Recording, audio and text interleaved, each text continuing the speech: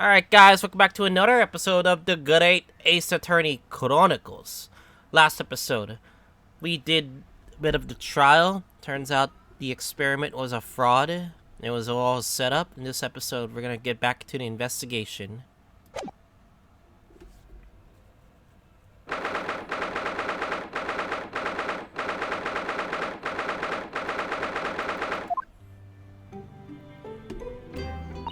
Oh, this room. It's been far too long. It hasn't changed in the slightest, though. It's been some 6 months, hasn't it? That's been a long time for things to stay so familiar. I didn't know when you might return. I want everything to be as you left it. But it has been some 6 months, it's true. So is your father alright, Susie? What happened? My father? Yes, Professor Mikotoba, I mean, it was half a year ago. That's why you went back to Japan. Because of the telegram you received saying he had fallen ill with a very high fever of some unknown reason. That's right. I was surprised you learned to be coming back so soon, surprised but happy.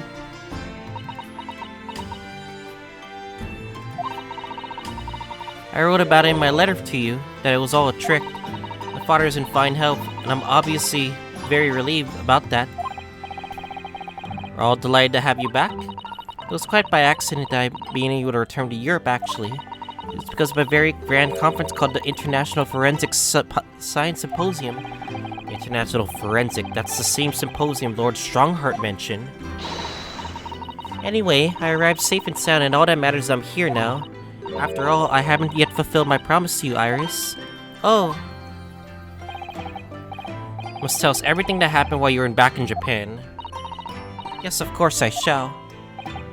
And there's one other thing. Something you wrote in your letter that particularly grabbed my attention. About you-know-who. About Kazuma. I know.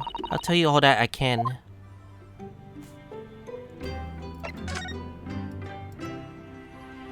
Anyway, we got ourselves a lot of stuff to touch. Thinking back, that spade's been here since we first moved in, hasn't it? I'm sure I told you before, Mr. Naruto, it's not a spade. It's a shovel. No, shovels are for digging. That's for scooping up loose material. It's a spade. No, spades are for digging. And that's for scooping up loose material. It's a shovel. The great spade-shovel war rages on. You have water gently boiling on the stove, I see. Feels wrong somehow if I can't hear the water bubbling away. We have plenty of logs. It's not like we have to worry about paying for gas. It's important to open the window for fresh air when the fire is burning, though. You can't keep it closed just because it's cold outside. It could be a matter of life and death. Avoiding the freezing winter air is a matter of life and death, too, if you ask me. Oh well. Perhaps a nice cup of tea will warm you up later. I'm so looking forward to making you some tea again, Mr. Naruhodo. Which you'd think I wouldn't like, given that I'm not keen on bitter flavors, but it is Susato-san's tea. And it's amazing what little cake or something on the side can do.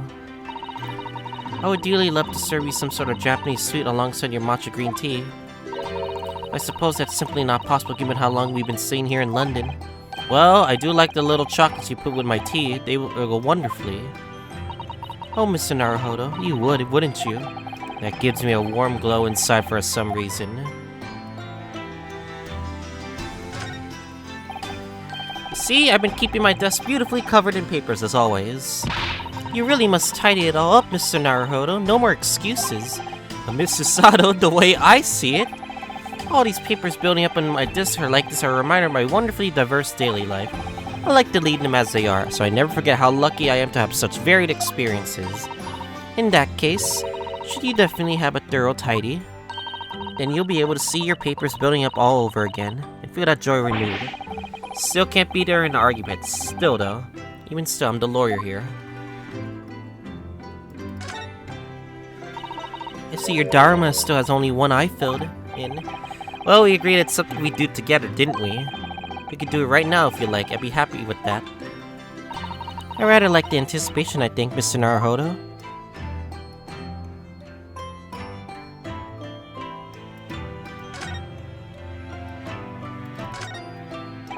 Your room through there should be exactly as you left it. I've still never been inside. Never been invited.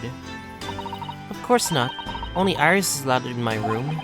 No doubt I'll be hearing you two giggling away in there again then. I'm so pleased to see all our sea creatures doing well in the aquarium. Yes, the prawns are still swimming and anemones are still swaying. Obviously, I've been looking after them carefully. At first, I used to drool whenever I look at those juicy prawns, but not anymore. They're like part of the family now. I don't suppose they'll ever know how close they were to meeting their maker. It must be a year ago now. I wrote about a really long story about some of my father's old notes. It's around about Hurley's great exploits. I call it The Hounds of the Baskervilles. But then Mr. Sholmes forbade you from publishing it. And put the manuscript somewhere nobody can get their hands on it. So nobody knows anything about it apart from Hurley and I. But for some reason, you knew the title of it, didn't you, Susie? Tell us! Oh, it sounds so exciting. The Hound of the Baskervilles. You should love to read it. And you wouldn't tell me. How could you come to know it? Yes, but I made you a promise that I would explain it one day, didn't I? I think it's time. Huh? Hounds of the Baskervilles explanation. I'm only sorry I had to keep it for you for so long, Iris.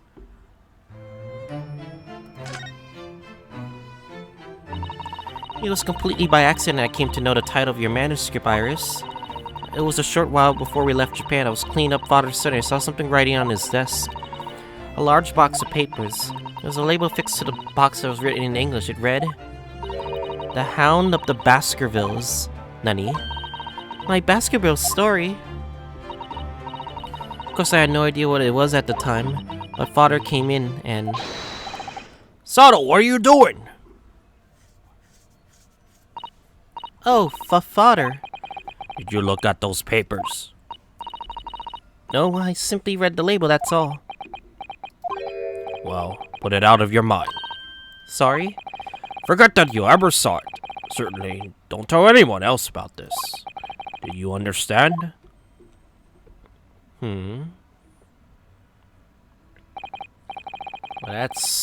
But what was Iris's manuscript doing in Japan? I have no idea. But when I heard Iris mention the word Baskerville that day, the title just slipped out. I never would have guessed that it was an unpublished account of one of Mr. Sholmes' exploits.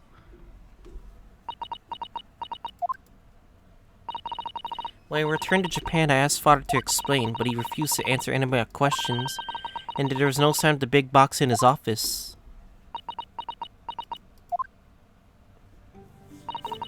That's really all I know about it. I know that my father has a very good reason for being so secretive about it, but still. I made up my mind to explain myself to both of you. Well, thank you for being so honest, Susie. Well, we actually finally got the Hounds of the Baskervilles part, but not fully because, well, two people know. First arrived back in Japan, I really thought I'd be never allowed to return to the Britain. But curiously, after that awful trial at the Supreme Court, Father's mood changed entirely. The awful trial, oh yes, for the murder of Giselle Brett. Ooh, you just as a man then, didn't you, Susie? Oh, well, yes. Since women are forbidden in the courtroom, I had no choice. Wow, amazing. I wish I'd seen it, don't you, Bruno? Yes, I suppose so? I wanted to play being a lawyer now. I could wear a false mustache, maybe. I don't think any mustache could hide the fact that you're just 10 years old, Iris. Something I've been wanting to ask you, Mr. Sato. About the real reason why Professor Mikotoba summoned you back to Japan. You said in your letter it was something to do with your convict's letter we found in Mr. Natsume's lodgings. That's right. The very large dog collar we found with the bee emblem in it. Seems Mr. Natsumi included a drawing of the collar to report he submitted about his time in Britain. As I understand, when Father said the report, he turned as white as a sheet. Then why would that be then? Father came to Britain himself, of course, to study. It was some time ago now, but he stayed for 6 years. I can only imagine that something must have happened during that time. But he refused to tell me what it was. Then I tend to find the answers for myself. And I've decided that I, for one, won't keep any more secrets. Hello, Susie. It's very evil look to Sato-san giving his iris there.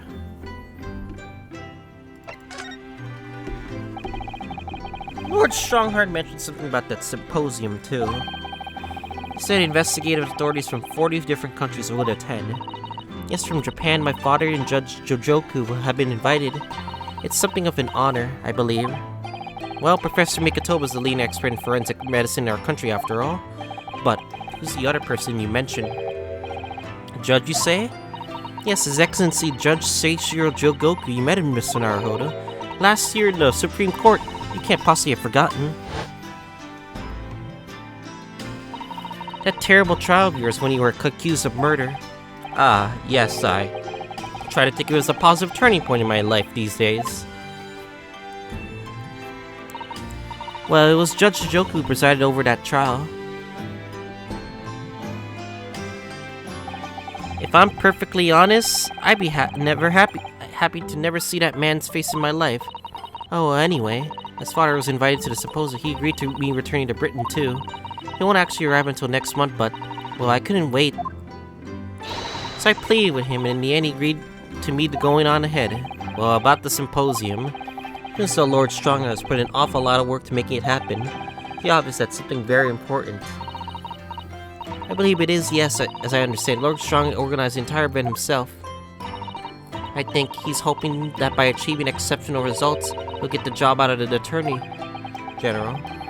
Most senior position in the British justice system. He's hoping to use his power to create the world's finest policy and institution. That's what Father said anyway. Apparently, it's Lord Strongheart's lifelong ambition. Does Professor Mikotoba know Lord Strongheart personally then? I wonder. Actually, Lord Strong gave me a long speech about all this very subject only yesterday. I sort of lost the will to live on, early on, and didn't listen too much of it. I'll try it for you. Giselle Brett. Giselle Brett. The woman whose unforgivable actions ended in me being wrongly accused of a crime I didn't commit. Murder of Dr. John H. Wilson. Yes, Giselle Brett. That's a name I won't forget as long as I live. Extraordinary thing is, though, it seems as a name we should all forget. Sorry. Since the incident, our government's intelligence services have been investigating Miss Brett. Turns out that Englishwoman of the name Giselle Brett didn't actually exist. Didn't exist, but how can that be? It was a pseudonym. Her name was Shin, and she was playing the student visit. She wasn't a visiting student either. That was a front. A front. Who on earth was she then? Assassin? Miss A. Shin. Her name is Larry. Our intelligence service has been able to ascertain about her. No one knows why or even how she came to be in Japan. It's a complete mystery. But that makes no sense. It's no easy task for her to be accepted as a foreign student anywhere. How could a woman have been up to? I'm afraid I really don't know. The only thing we can be sure of is that she had some business in our country that we don't yet understand. And now she's been killed. But all the questions surrounding her exist and remain unanswered. I'm afraid so. A. Shin. Who on earth was she? And why do I feel as though I've heard that name before somewhere?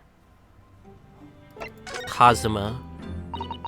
After my friend Ray's trial, the reporter who actually killed Miss Brett said something very strange. I know the truth. I had you at a hand with what went on.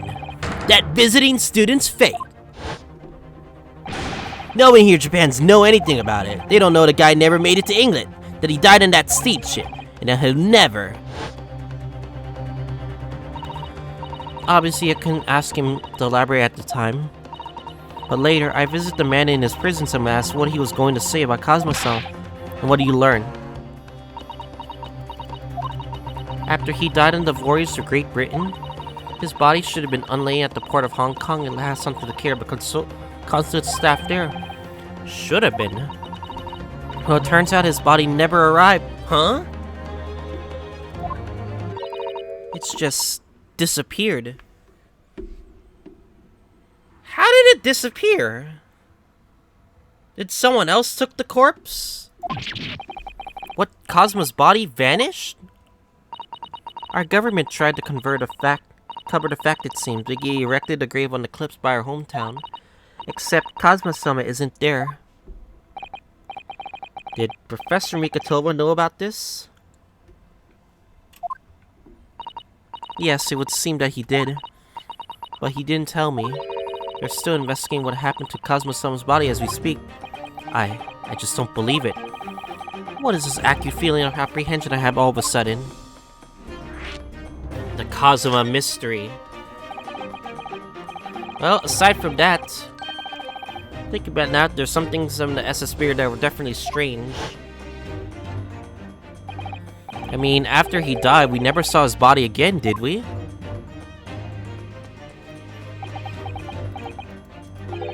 Could it be? Could it be that he's actually still alive? No, stop it, Mr. Naruhodo. It's too much to bear. There's no way a dead body can go back to life. That quickly? Or that fast? I don't know. Sorry, I didn't mean to. Just thinking about the possibility pains me so very much. Cast your mind back for a moment, Mr. Naruhodo. When Cosmo-sama was discovered, Mr. Sholmes was there, wasn't he? He's definitely examined the body. I remember it clearly. You're right. So if Cosmo actually had been dead at all, it would mean that Mr. Sholmes had lied to us. But there's no reason why he would possibly have done such a thing. I suppose that's true, yes. The idea that he might still be alive somewhere, it wants me to fill me with hope, but I can't let it. But it turns out not to be true. And me back at the bottom of that awful pit of despair again. I'm terrified what that might do to me. Oh, Mrs. Sato. You know, she's giving me the thought it deserves, but it's Sato we're talking about after all. So I probably shouldn't push it now.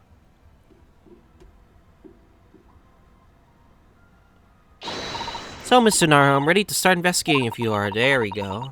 Committed every detail about the case to memory.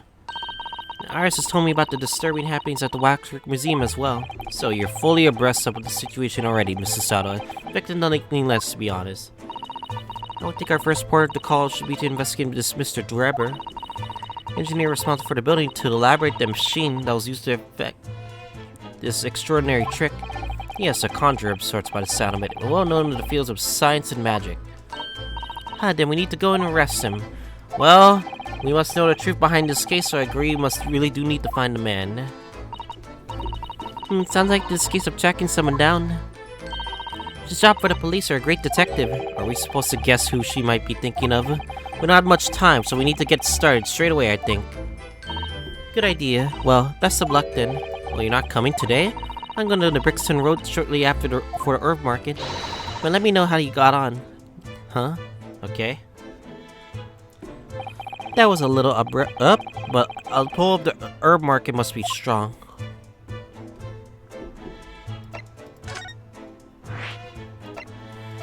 Let's go to the prison.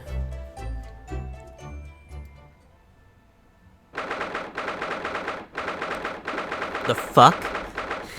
Is he really writing stuff in his cell?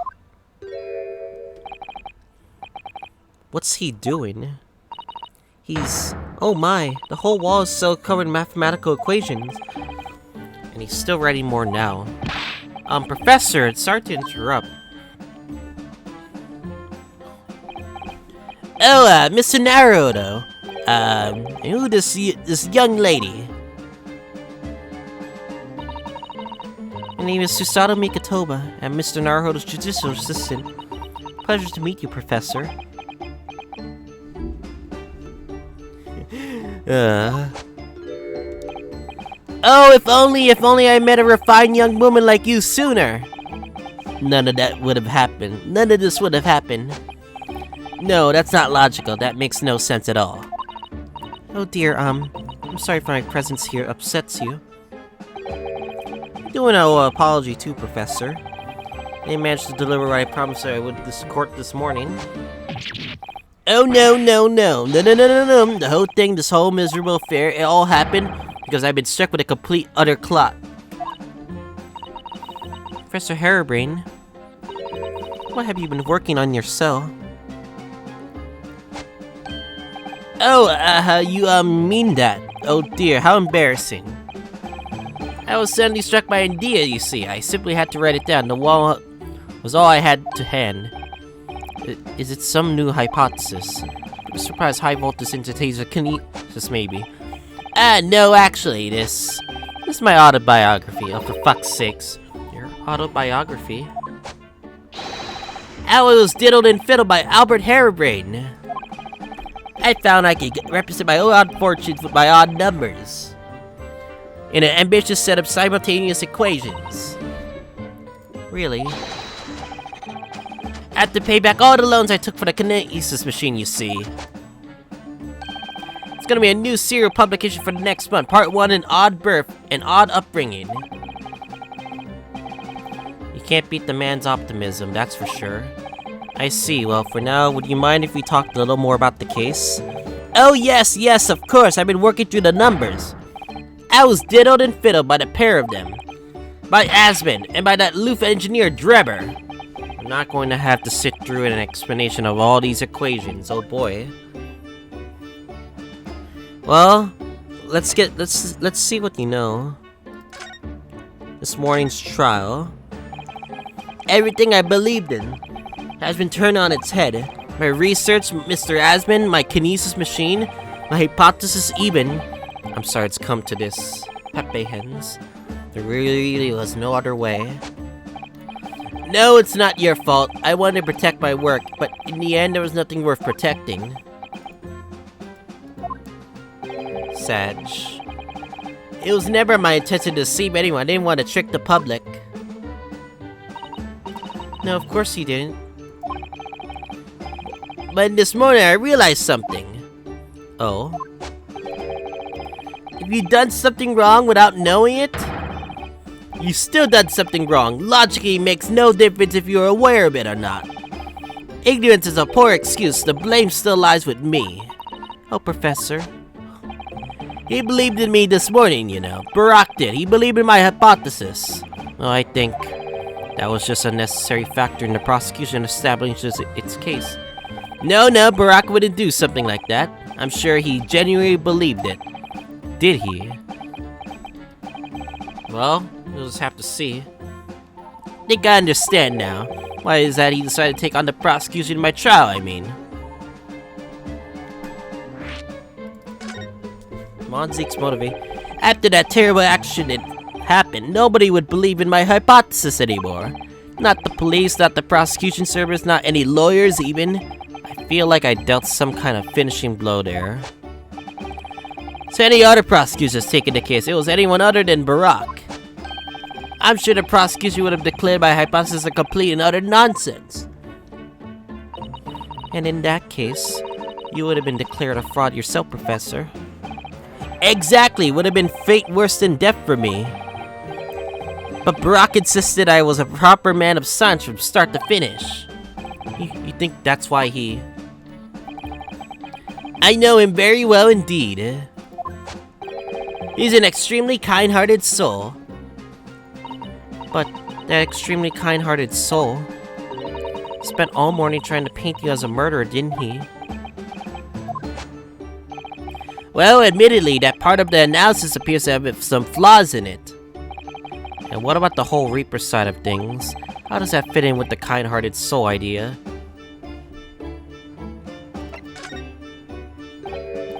Do you think he set out to trick me from the very start? I'm pretty sure.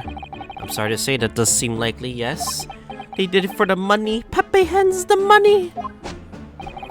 When I first met him, he introduced himself as a wealthy financier. But he looked over the paper that I'd written and said my work would benefit all of humanity. It must be pursued. He was so enthused that he was so empathetic. I mean, in reality, he was the mastermind of some vast criminal network, it seems. I still can't believe it. This machine was essentially a set decoration for some stage magic. It probably didn't require a large amount of investment, actually. But the scale of it, it wasn't just some small trick. It was a very elaborate feat of deception. All young scientists are full of hope about their burgeoning ideas, full of zeal.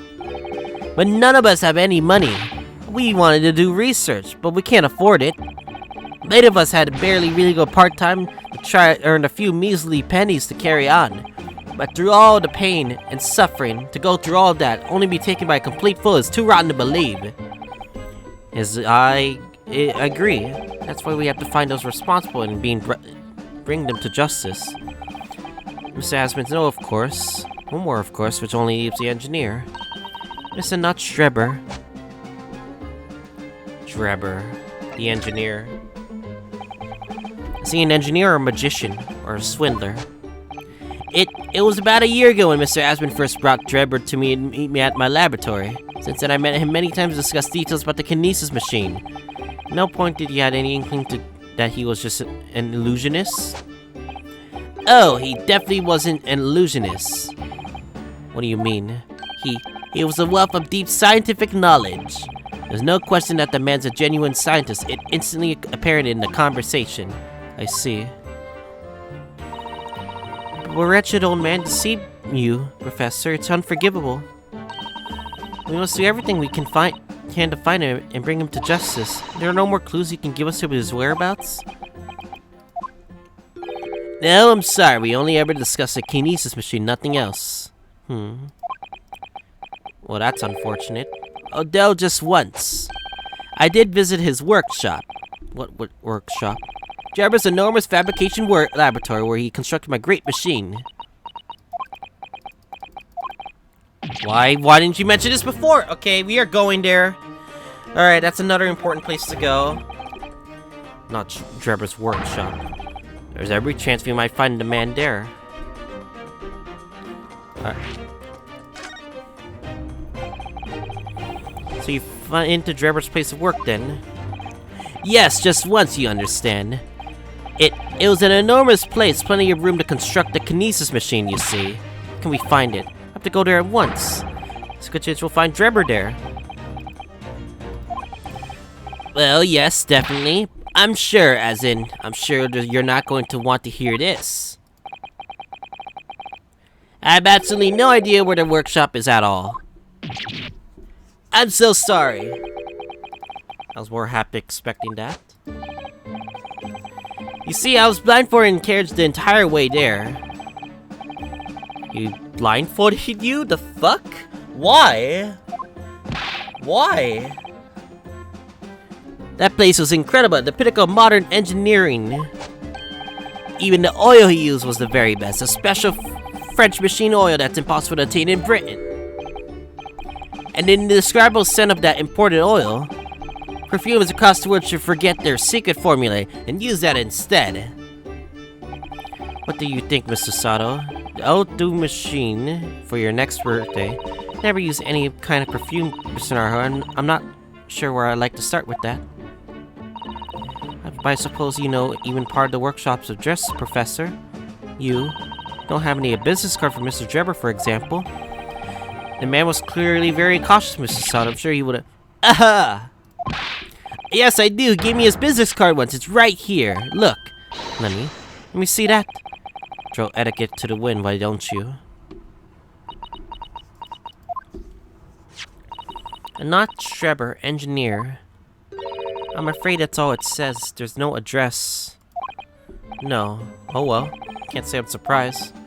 Still, this could be very useful.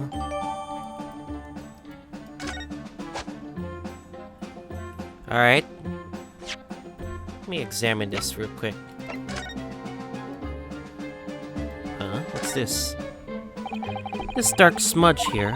I think perhaps it's machine oil. Yes, possibly. Professor Haraway mentioned something about oil that Drebber uses, didn't he? So, specially imported, very high quality oil. It's not possible to obtain in Britain. Yes, that's right, but more importantly, it's more fragrant than the finest perfume, so excuse me for a moment. Oh, it doesn't appear to have any scent at all. Don't worry, I expect that just because there's such a tiny amount on here. Interesting.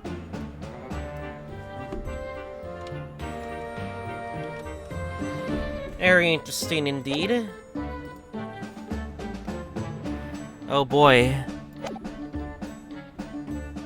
Alright, let's move.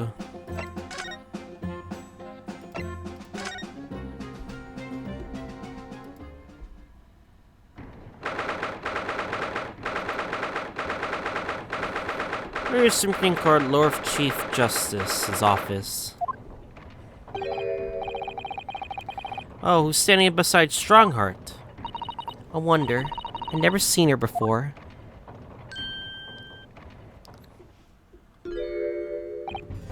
Ah, the young champion of the court. You had some success in today's success this morning, I understand.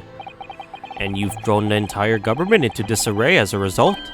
Oh, you mean because of Professor Harebrain's experiment?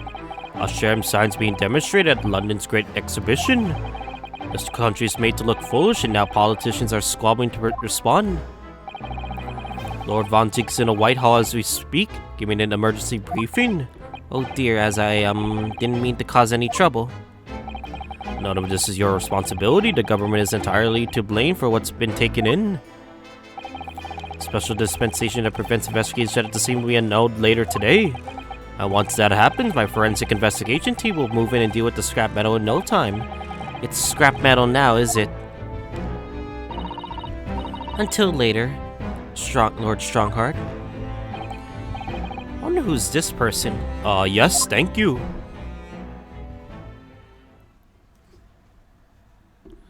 Oh boy. Who was that? That was Dr. Courtney Sif, Scotland Yard's esteemed chief coroner. She's leading the forensics investigation team handling of this case. She was just delivering her report about the victim, in fact. Oh, I see. About Mr. Assman. Following the outcome of the trial earlier, I asked the coroner's office to reevaluate its findings. I don't have time to tell you what she's concluded, but if you want to know, you have to ask her directly. You can find her in the forensics laboratory. Alright. Now then, what were you here to see me about? I can give you 7 minutes and 39 seconds of this my time. So he's not running quite spectacularly late anymore. Well, let's examine the place here first. Read all these books, even if you were reincarnated 6 times over as a bookworm. Can Lord Strongray have read all of these? Think about it. Father's study's full of books that look as though they've never been read, too. Oh, really? Peddlers of books are forever pushing their wares on him, you see. I think he's just too kind-hearted to refuse them. There's a phrase for that in Britain. People would say, they saw him coming. Makes me wonder perhaps the vast number of books on the shelves in here are a sign of Lord Strongheart's overwhelming kind-heartedness. I'm not sure you could afford to have such a kind heart if you have to keep up with Lord Strongheart in line. Lord Von Zieg's in line, can you? Okay.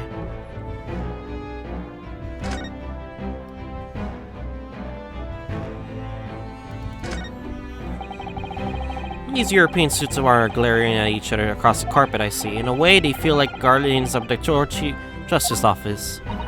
I suppose. They're rather like the lion dogs that guard shrines in Japan, aren't they? Aren't they a bit too human to be called lion dogs? Did you know that it's a dream of mine to keep two cats one day? I feel as though we've gone off a bit of a tangent, don't you? Just sitting behind that desk makes you feel so important, don't you think? Would you like to have an office like this, Mr. Naruto, with such a grand desk? Who, me? No, I don't think so. Oh? Well, imagine if you suddenly found yourself needing the toilet. You have gone so far to go. How? True.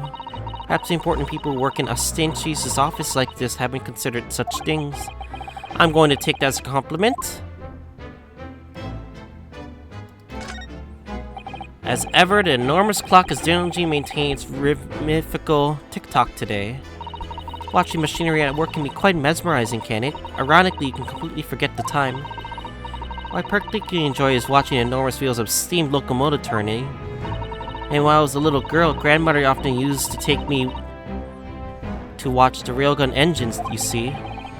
So it opened fire for me. I could sit back and watch the flames for hours.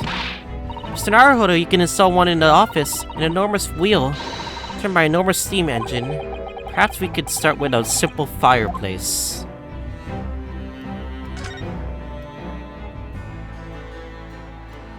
Alright, let's talk to Strongheart. What exactly is the forensic investigation team that you mentioned before? British Empire's police force must become the most exemplary in the world. And for that to happen, it's imperative that we embrace the forensic science and everything it has to offer. I first created a forensic investigation team a year ago, and now officially, of course, it paved the way. Goodness, a year ago. At next month's symposium, I intend to present the results of their work to the world. And once I do that, the House of the Lords will be powerless to oppose the creation of a full-scale forensics division. And once that happens, the position of the Attorney General will be mine, and criminals will suffer dearly. What do you mean? For too long, those scoundrels have made a mockery of our legal system with false evidence and bribes. But London scum is about to be rounded up and burnt in the fires of hell. I intend to see it personally. By creating the finest police force the world has ever to know, to protect our honor and our future. Mr. I am the police force. Look at those eyes. He means every word of it. Dr. Sip is an extremely reliable coroner. When I officially established the forensics division at Scotland Yard, she went as my right-hand woman. Now then, speaking of the symposium, Miss Mikotoba. Oh, yes, my lord. Your father should be on the high seas as we speak, making his way here to represent the Empire of Japan. Oh, yes, that's right. I understand he will arrive at the beginning of next month.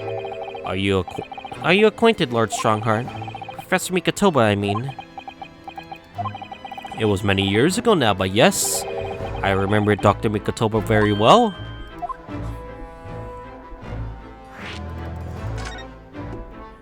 How do you know him? If my memory serves, it was some 15 years ago now that your father came to Britain as a visiting student. It was the year I was born, so yes, 16 years ago in fact. Mikotoba was a young practitioner of the forensic science, and Jogoku accompanied him as a young promising judge. But the punctiliousness and politeness of the Japanese at the time impressed us greatly.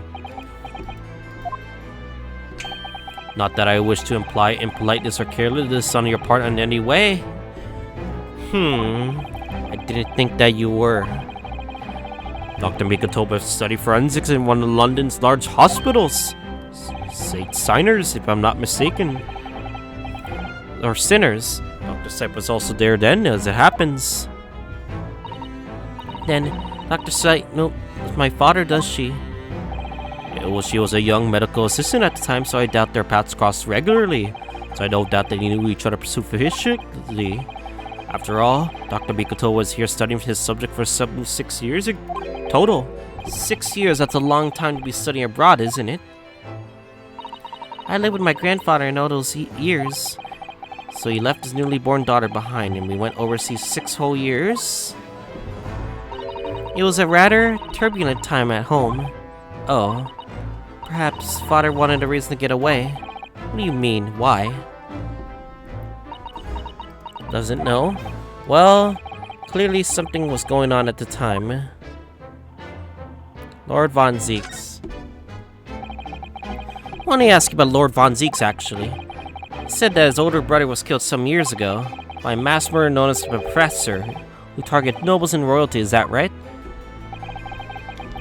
You Japanese are a thorough lot. You've done your research well. Yes. And you could say it was that very incident that gave rise to the Reaper. Nani? Why? When his brother Clint Von Zeeks was murdered, it was just after young Barack had graduated from the University of London and become a prosecutor. And when obvious criminals who managed to evade conviction in court started disappearing. Where's quickly spearhead through the capital? Londoners started to say that whenever Barak von Zieks went, the ghost of his dead brother wasn't far behind. Oh my word. So Lord von Zieks isn't the Reaper, it's the ghost of his brother? So ever since that time, he became a very aloof figure in London's legal circles. Oh yes, Lord Strongheart. Go ahead. It's about Professor Harebrain's experimental machine. We'd like your permission to examine the remains if possible. Is that a yes or no? Are you well versed in science then? Not in the slightest. In fact, you could say I was barely aware of the subject until all recently. Well then, special dispensation of legally preventing investigation of the machine is currently being annulled. Within a few hours, Dr. Sight's team of forensic experts will begin their investigation, but I suppose until then, there's no harm in you looking at the wreckage, as long as you touch nothing. Thank you. Being able to look at it is better than nothing. I'll be able to see it too. Your time is up. You'll have to excuse me now, I'm afraid. My next engagement calls. We are extremely sorry to have troubled you when you are so busy, my lord. I have important matters to attend you in preparation for the symposium, you understand? Oh boy. Alright.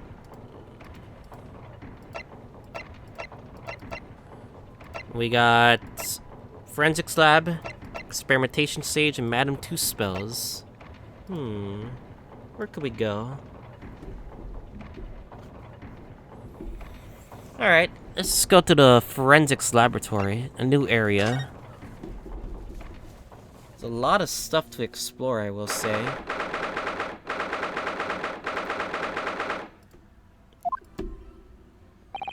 I believe this is it, Dr. Sight's laboratory. The chemical smell really assaults the nose, and there's plenty to assault the eyes in here, too. It looks as though the doctor is in here. But we're here now, so may as well do some sightseeing, don't you think? What a seasoned tourist you've become. Could've just had a little look around, being careful not to upset any restless souls. Wait, you're home? Wait, you're home, Mommy? Alright. They will sit for sharp tools when you consider each in isolation. All looks quite innocent. So why is that when you put them side by side, they seem so horribly disturbing? It might be best not to ponder it too deeply. In the middle of recording, Mom. Seeing the large stone that's open the desk does make me wonder, though. How can anybody concentrate on bookworm with this acrid odor of chemicals in the air? Neither have the cast iron institution or a really terrible sense of smell. What is this? Those large jars seem to have pale things floating around inside them. Specimens. I suppose they're fruit liquors or something. Or like pickled umeboshi plums as we make back home. Ah yeah, Father had jars like this in the laboratory as well. Expect they're great human organs of preserving such a solution. Probably as examples of some rare medical condition. Mr. Sato, there are some things in the world that perfectly fine to know about ever.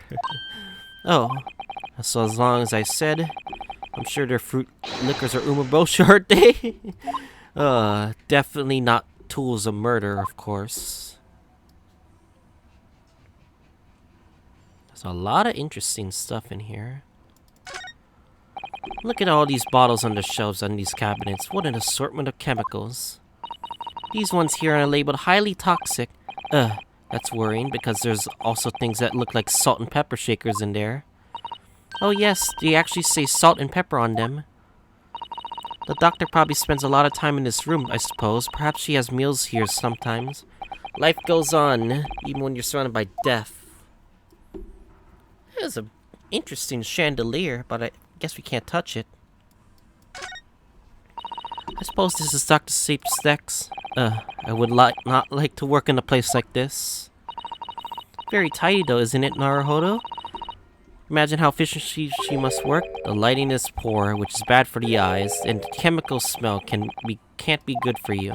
Not to mention a skeleton watching over you as you work, which is definitely bad for the nerves. Well, yes, those are valid concerns, I suppose. Can't just cope with one-eyed Joruma doll watching over me, but that's all. Okay. Skeleton. Well, look at this. What a magnificent display case. The cherry wood has been polished through a high sheen, and the intricate carving is a joy to behold. Western cabinet makers are very skilled, aren't they? You have nothing to say about the skeleton inside, Mr. Naruhodo? Mrs. Sato, can't you tell that I'm trying very hard to avoid talking about the terrifying contents of the case? It's how I cope. A lot of copium, indeed. Too much copium. Be sure to remember that from now on. Okay. That was an owl. That looks like an owl and a crow up here. I know. They haven't either twitched since we came in here. Wait, no, they wouldn't have. They're taxidermy mounts, Mr. Naruhodo. Ugh. I was afraid you're going to say that. I'm trying very hard to tell myself that they're just sleeping with their eyes open. Yes, I think perhaps you were just wise to put something up like your Dararma Hall on display in the office instead. I think that's pretty much it. Yeah, I think that's pretty much it to explore.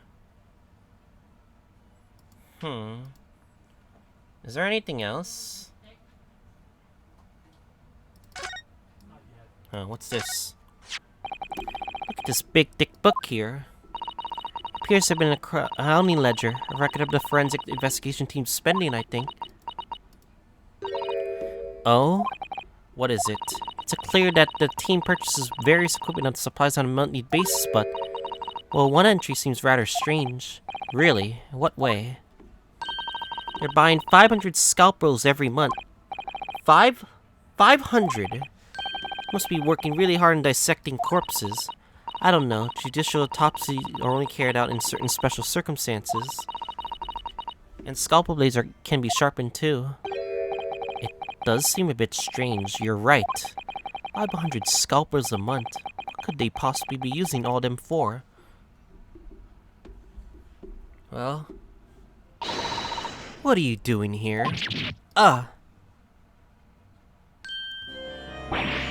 Sorry, we had something we wanted to ask you, but you weren't here, so...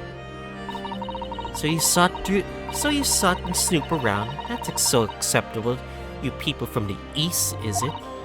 Well, what do you want? Lord Stronger told us, you see. That it was you who examined the victim's body. Or Mr. Asmund's body, I mean. So I came to ask you about your findings. On Lord Strongheart's advice. Very well. The Lord Chief Justice given his consent, I'll tell you what our investigation revealed. But when we're done here, you must leave immediately. Your findings. So what do you want to know what the forensics investigation team has determined from its examination of the scene? The victim, Odie Asmund, who disappeared from experimentation stays amid the explosion, and the Mr. Asmund who appeared moments later partway up the Crystal Tower were without question one and the same person. That is the team's conclusion. But that can't be right. If it was an elaborate trick, we can only speculate about how it was carried out. Let's see. The two people who looked very similar to each other were involved. They could have made it appear as one single person had switched places, couldn't they? Very true, but sadly in this instance, that was not the case. The man who disappeared and the man who subsequently reappeared was the same person. The fingerprints at the scene make it quite evident. Fingerprints. Not yet officially recognized as forensic evidence in the British justice system, but one day, they will be used as investigative aid as a matter of course. Well, but that would mean the instantaneous kinesis actually took place. So where does this leave us? My team was tasked with investigating, not drawing conclusions. An instantaneous kinesis machine is impossible, and yet the body didn't move from one place to the other. This hasn't cleared anything up at all. It just made the whole thing even more of a mystery. Well... we don't... Huh? Mama, what is this? Ugh! Where did she spring from? What did she call the doctor, Mama? This little lawyer, dear. Oh. Hello? To meet you? Pleased to meet you. I'm a defense lawyer, Ryunosuke Naruho... Mama? Yes? Can I cut this one up? Nani? Never seen an inside of a priest in person before. I wanted to know what it looks like. Of course you can't. It's a live specimen you can very well see. Boring. Can we see your face at least? I think I just had a near-death experience. Oh dear, Mr. Naruhodo, you're just pale as a corpse. Asleep before I'm mistaken for one. What did you get, Mommy? Teriyaki? Alright. I think I'm gonna stop here for this episode. So next time on the Great Ace Attorney Chronicles, we're gonna continue investigating. See you guys all next time.